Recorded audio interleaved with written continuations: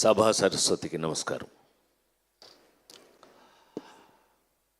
నా ప్రాణానికి ప్రాణమైన తెలుగు ప్రేక్షక దేవుళ్ళందరికీ నమస్కరిస్తూ, పీపుల్ మీడియాస్ హరికథ సంభవామి యుగే యుగే. ఏమండి, 47 ఏళ్ళు దాటి 48వ ఏట్లోకి ఎంటర్ అయ్యాను నేను. 48th year of cinema. క్షమించాలి, చప్పట్లు కొట్టడం కోసం చెప్పలేదు నేను. కానీ ఏమండి, 48 ఏళ్ళు అయింది. ఆ క్యారెక్టర్ చూసారండి? అలా రాసేస్తారా? అలా తీసేస్తారా? నవ్వుతావేంటే అమ్మాయికి? పిచ్చ పిచ్చగా ఉందా? సరే, పీపుల్ మీడియా విశ్వప్రసాద్, నేను ఇంట్లో మనిషిని. అంటే అమెరికా వెళ్తే ఇంట్లోనే భోజనం పెడతారు నాకు, ఫర్ యువర్ కైండ్ ఇన్ఫర్మేషన్. అలా కాకపోయినా we are a family friends, family, సొంత ఫ్యామిలీ. కానీ ఒక కథ, ఆ కథలో ఛాలెంజింగు, ఆ ఛాలెంజింగ్లో ఇలాంటి గ్లామర్ పక్కన ఇతను పోటీ నాకు. ఏమంటే 48 ఏళ్ళు సినిమాలో కష్టపడి చేస్తున్నా, ఉండవా చెప్పని నన్ను చేస్తుంటే వీళ్ళు పోటీ అండి. ఈ అమ్మాయి ఇప్పుడు ఇలాగుందండి. అందులో చూశారు కదండి, ఇక్కడ దాకా వేసుకుని ఈటి పట్టుకుని వచ్చింది. ఏంటి సంపేద్దా ఏంటి భయం? అసలు మామూలు కాదండి. లేడీస్ టైలర్నైనా నేను నీకు చెట్టు కింద ప్లేడర్ ఇష్టం అయితే నేనేం చేయను దానికి? అహనా పెళ్ళంటి నుంచి చెట్టు కింద ప్లేడర్ల నుంచి ఏదో నా బతుకు నేను బతుకుతుంటే ఆ నలుగురు దగ్గర నుంచి మార్చారండి గేరు మార్చి కొడుతుంటే ఈ రోజున హరికథ ఫస్ట్ కంప్లైంట్ చేసి తర్వాత మంచిలోకి వెళ్తాను నేను. నువ్వు ఇది ఏమండి ఛాలెంజ్ చేసి చెప్తున్నాను నేను. ఇది చూశాక మీరందరూ ఈ వెబ్ సిరీస్ అనే మాటే వెంటంటేనే ఒకలా ఉంది నాకు. ఇది చూశాక ఇది థియేటర్లో ఎందుకు రిలీజ్ చేయలేదు మీరు అని మీరందరూ నన్ను తిట్టకపోతే నా పేరు మార్చి వేరే పెట్టుకుంటా. సత్యంగా చెప్తున్నాను, నాకు ఇప్పటికే నమ్మబుద్ధి కావట్లా.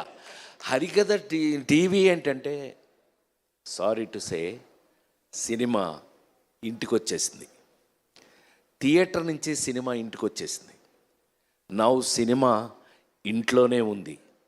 అలా తీసుకుంటే కనుక ఇంటికి వచ్చేసిన సినిమాకి ముఖ్యంగా కావాల్సిన విషయం కంటెంట్. ఇవాళ అద్భుతమైన కంటెంట్తో ఇండియా వైడ్ నాకు ఎంత ఆశ్చర్యంగా ఉందంటే, థ్యాంక్స్ టు మా విశ్వ, దీన్ని డిస్నీ హాట్స్టార్ వాళ్ళు కొనేసుకున్నారు. నేనేం చేయలేను, పాప నవ్వుతాడు ఎలా ఉంటే. ఏం చేయలేము. కానీ కంటెంట్కి, ఇందులో ఉన్న కంటెంట్ని హాట్స్టార్ వాళ్ళు కొనేసి ఇంత, మీరు చూసారో లేదో, ఈ మధ్యకాలంలో మీరు కల్కి, లగ్గం వరకు యాక్ట్ చేశాను నేను. మీరు చూసిన నిన్నటి వరకు సినిమాలు, జనక అయితే కనుక అన్నీ బ్రహ్మాండంగా చూశారు మీరు. నేను లైన్లోనే ఉన్నా. కానీ నన్ను ఏమండి, ఆ చిరంజీవి కూతురు మేల్కొండ ఉండకుండా సేనాపతి అని ఒక సినిమా తీసి ఇండియాలోనే బాంబేలో ఫంక్షన్ చేశారు. Best performer of the year award ఇచ్చారు నాకు. నన్ను ఎందులోనూ వదలట్లేదు. అందుకని నేను ఎక్కువ అంతకంటే మాట్లాడకుండా ఈవేళ డిస్నీ హాట్స్టార్లో హరికథ సంభవామి యుగే యుగే. 48 సంవత్సరాలుగా ఇండస్ట్రీలో కంటిన్యూ అవ్వడం it's not a joke. As usual it's not a joke. 48 years నేను ఇంకా పనిచేస్తూ నా కోసం. ఇందాక కొన్ని ఫోటోలు చూడండి, వాడు ఏంటి, వాడు నీ దెబ్బ ముసిలినా నీకెంత పోరా అని అనలేం. రంగాచారి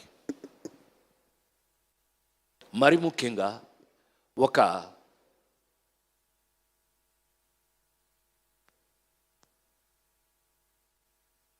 నాకున్న అదృష్టం అనే అనాలి. ఎందుకంటే ఆ నలుగురు సినిమా అప్పుడు ఒక మాట చెప్పాను నేను, నాకన్నా నాకు వచ్చిన అవకాశం గొప్పది.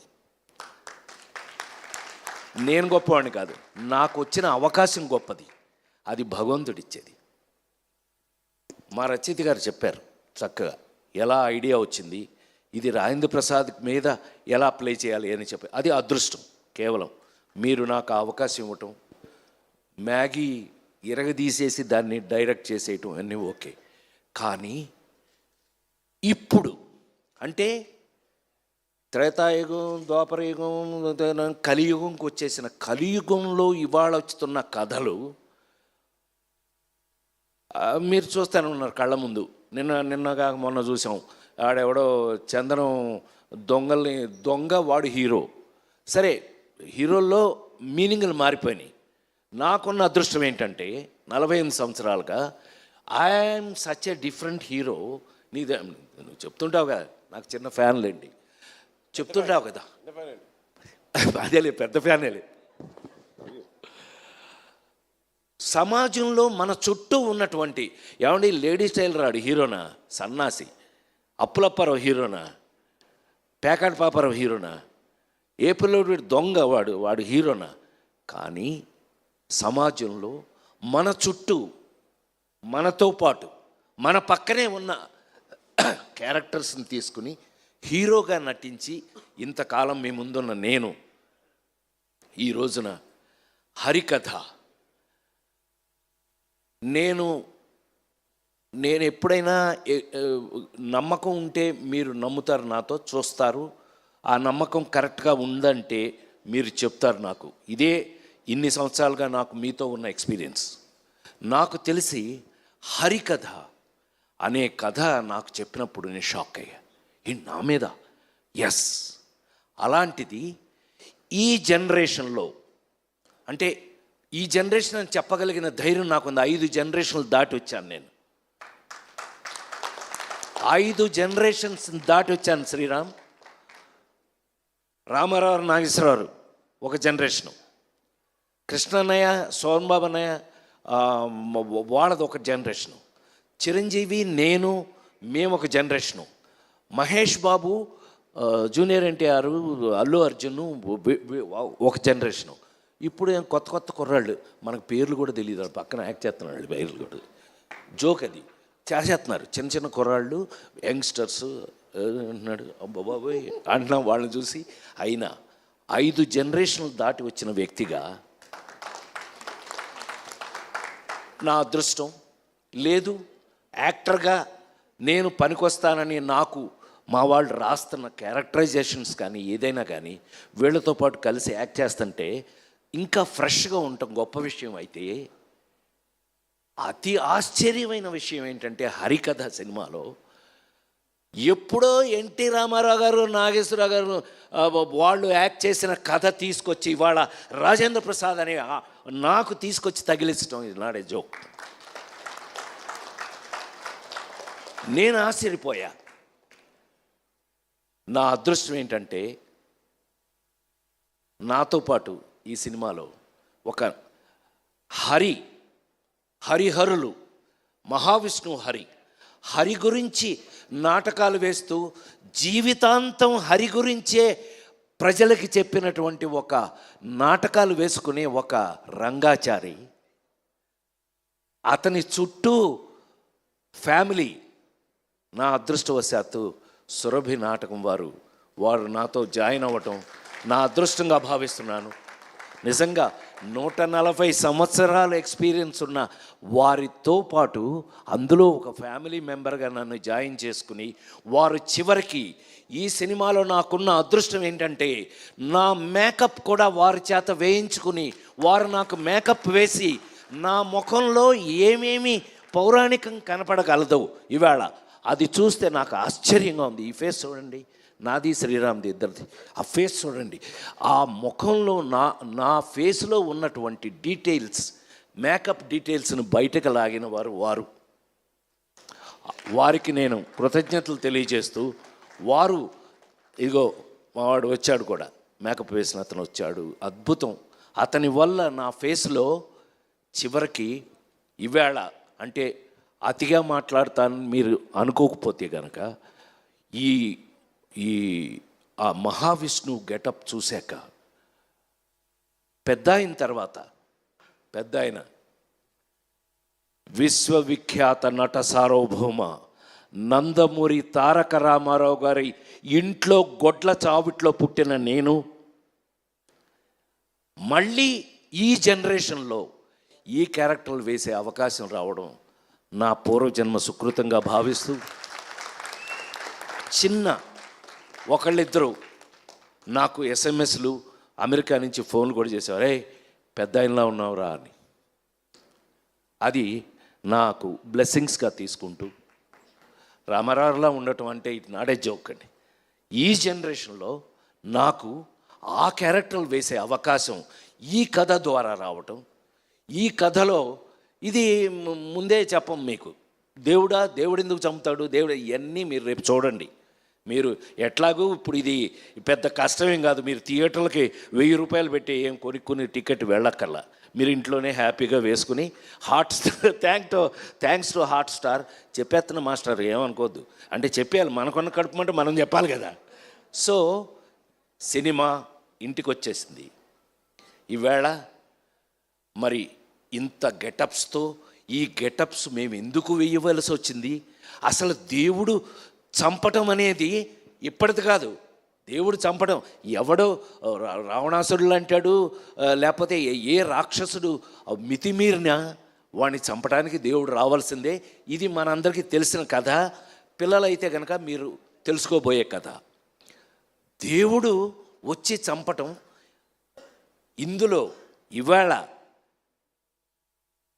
2024లో ఒక సినిమా తీసి డెఫినెట్గా ఇది చూసిన తర్వాత మీరు ఇది సినిమా ఏంటి థియేటర్లో ఎందుకు రిలీజ్ చేయాలో ఒళ్ళు బలిసిందో మీకు అని తిడతారు, గ్యారంటీ. అది కొంతమంది, కానీ ఇంటికి వచ్చేసింది కాబట్టి మీరు అందరూ హ్యాపీగా ఫీల్ అవుతారు. మీరు మొత్తం అందరూ ఇంటికాడ చూసే అవకాశాన్ని కలిగించిన మా పీపుల్ మీడియా ది గ్రేట్, వాళ్ళకున్న టేస్ట్ ఏంటో మీకు తెలిసిపోతుంది. ఇవి చూస్తే అసలు మా కంపెనీకి ఉన్న టేస్ట్ ఏంటో మీకు తెలిసిపోతుంది 100%.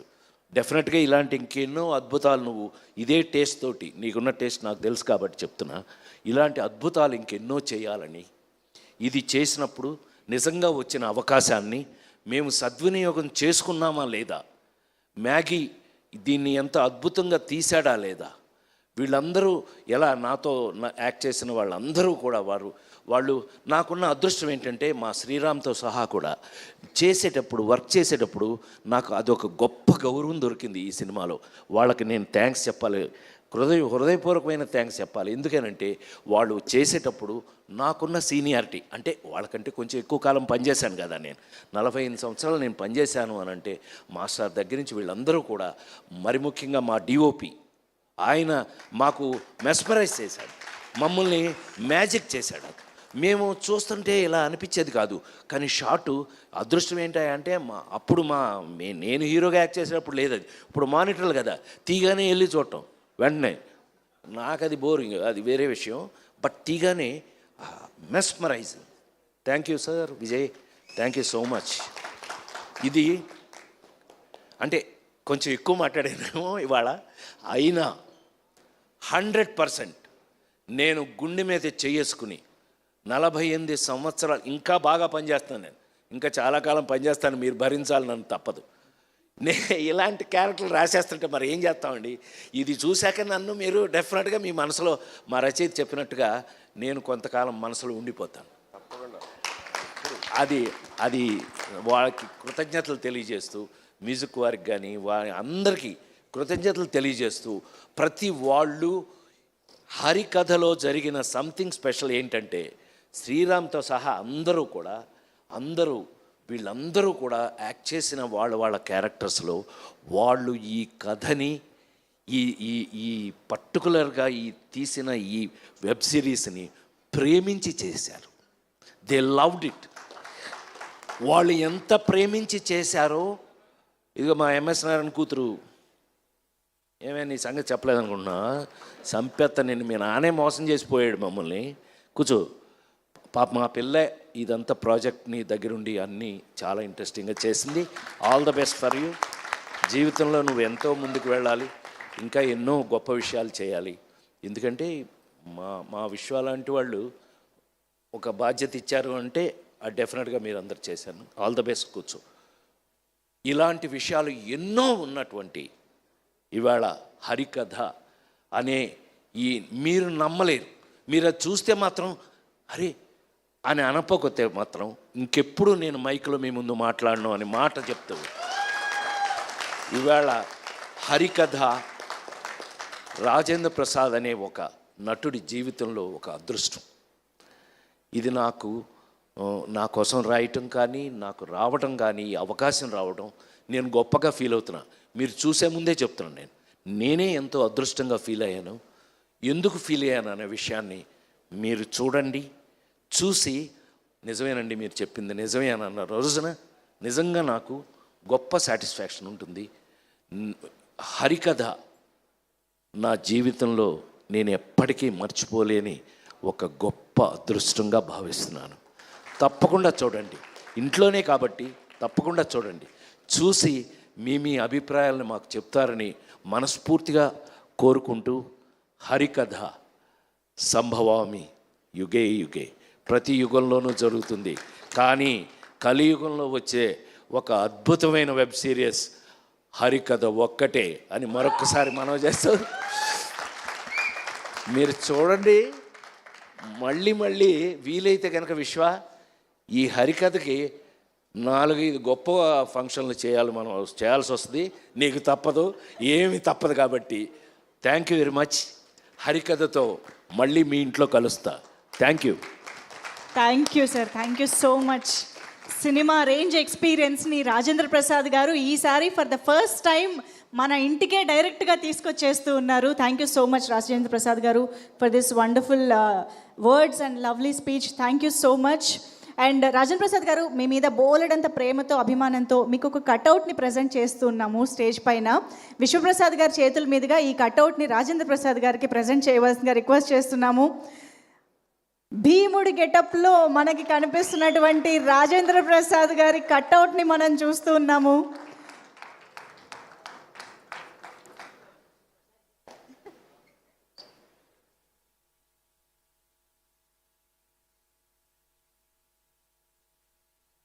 వావ్.